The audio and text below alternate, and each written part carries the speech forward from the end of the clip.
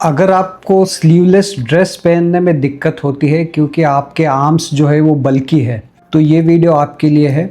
नमस्ते, मैं हूँ डॉक्टर अमित मुड़े। मैं एक प्लास्टिक सर्जन हूँ, पुणे में प्रैक्टिस करता हूँ।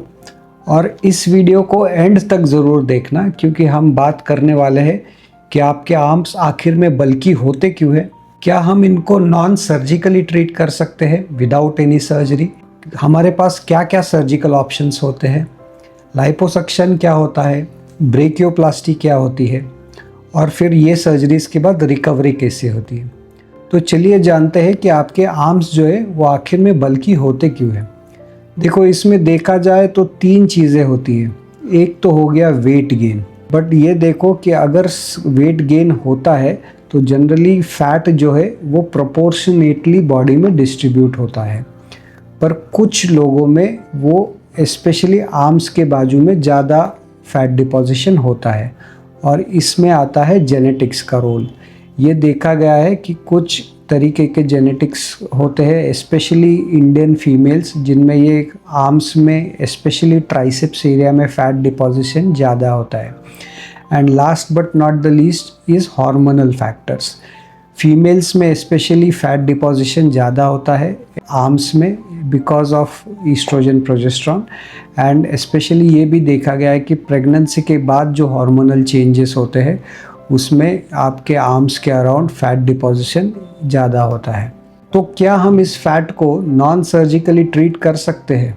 देखो, non surgical treatment of any fat is basically 2 things. One is आपको एक डाइट फॉलो करना है, और सेकंड है कि आपको एक्सरसाइज करना है। डाइट में क्या होता है, डाइट आप फॉलो करोगे तो आपका कैलोरी जो आप कंज्यूम कर रहे हो वो कम हो जाएगा, और एक्सरसाइज आप कर रहे हो उससे आपका जो कैलोरी कंजम्पशन है वो बढ़ जाएगा। The amount of calories you are spending which will increase, और उसके कारण आपका वेट लॉस हो जाएगा। एक्सरसाइज करने का ये भी फ़ायदा है कि आपके जो आर्म्स के मसल है वो और टोन्ड हो जाएंगे, बट कुछ लोगों में डाइट और एक्सरसाइज के बाद भी वहाँ पे रेजिस्टेंट फैट रह जाता है, और उन केसेस में आता है रोल सर्जरी का। तो सर्जरी जो है वो 2 तरीके के हो सकती है।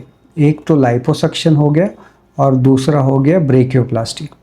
लाइपोसक्शन में क्या होता है कि हम 3 to 4 मिलीमीटर्स के छोटे 2 या 3 कट्स लेते हैं। वहाँ से आपका जो फैट है उसको हम इमल्सिफाई करते हैं। इसका मतलब है हम वो फैट को वाटर के साथ मिक्स करते हैं, और उसके बाद उसको सक्शन करके बाहर निकाल देते हैं। ये हो गया लाइपोसक्शन।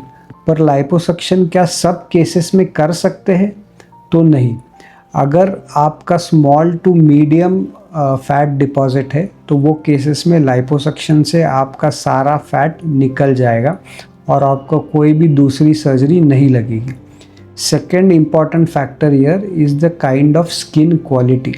अगर आप यंग हो, आपकी स्किन क्वालिटी अच्छी है, वहाँ पे स्ट्रेच मार्क्स नहीं है, तो लाइपोसक्शन के बाद जो एक्सेसिव स्किन वहाँ पे रहेगी वो अपने आप कॉन्ट्रैक्ट हो जाएगी, and liposuction will be the only procedure which you will require. उसके बाद बात करेंगे कि फिर ये ब्रेकियोप्लास्टी कौन से पेशेंट्स में करनी चाहिए।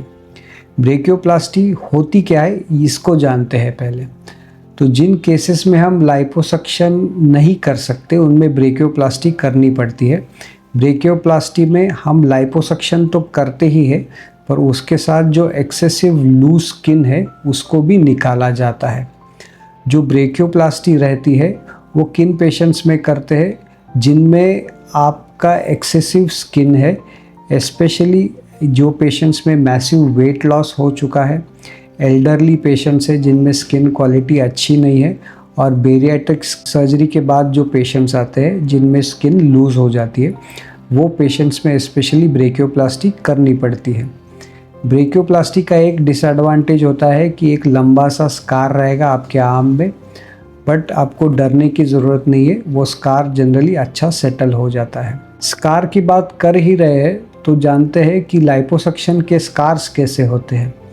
लाइपोसक्शन में जो 3 to 4 मिलीमीटर कट्स रहते हैं जनरली वो अच्छी तरीके से हील हो जाते हैं, एंड आपका एज अ पेशेंट ये एक आपने ये करना बहुत ज़रूरी है कि आपको आपके सर्जन के साथ फॉलोअप करना ज़रूरी है, ताकि वो आपको स्कार की इम्प्रूवमेंट के लिए, स्कार ना हो इसके लिए वो आपको ट्रीटमेंट, एक अच्छी तरीके से ट्रीटमेंट देना शुरू कर देता है 3 वीक्स आफ्टर द सर्जरी। अभी हमने बात किया कि लाइपोसक्शन होता है और ब्रेकियोप्लास्टी होता है, तो इसमें से अच्छा कौन सा है? तो इसमें अच्छा बुरा ऐसे कुछ नहीं होता है। अगर आपकी स्किन क्वालिटी अच्छी है, ओनली फैट डिपॉजिट्स है और वो लिमिटेड अमाउंट में है, तो liposuction would be more than adequate for you.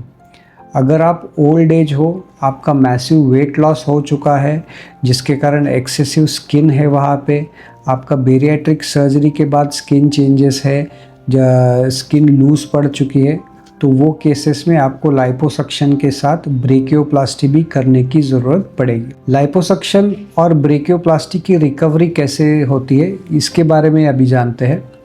तो ये होता है कि ये दोनों जो प्रोसीजर्स है ये सिंगल डे प्रोसीजर्स है। मैक्सिमम 1 डे आपको स्टे लग सकता है। सर्जरी के बाद विदिन 24 आवर्स या स्लाइटली मोर देन 24 आवर्स आपको हम घर भेजते हैं। उसके बाद आता है आपको प्रेशर गारमेंट पहनने पड़ते हैं। ये आपको 3 to 6 वीक्स के लिए कंप्रेशन गारमेंट्स आपको पहनने पड़ेंगे। उससे क्या होता है कि जो आपका लाइपोसक्शन के बाद जो स्किन जो है वो अच्छी तरीके से ड्रेप करती है आपके आर्म को। थर्ड थिंग आ गई आपका स्कार मैनेजमेंट की।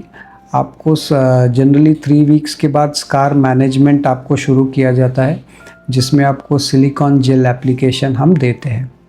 फोर्थ चीज़ आ गई कि आपका एक्सरसाइजेस का जो रूटीन है और बाकी रूटीन है वो आप कब शुरू कर सकते हो।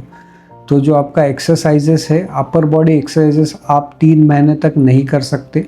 Lower body exercises can be started immediately after 3 weeks. And आपका जो वॉकिंग, रनिंग, ये सब चीज़ें हैं ये भी जनरली आप विदिन अ वीक आप शुरू कर सकते हो। लाइपोसक्शन, ब्रेकियोप्लास्टी ये जनरली वेरी कंफर्टेबल प्रोसीजर्स है। उसमें पेन आपको मिनिमल रहने वाला है। मैक्सिमम 4 to 5 डेज़ आपको पेन किलर लेने की ज़रूरत पड़ सकती है।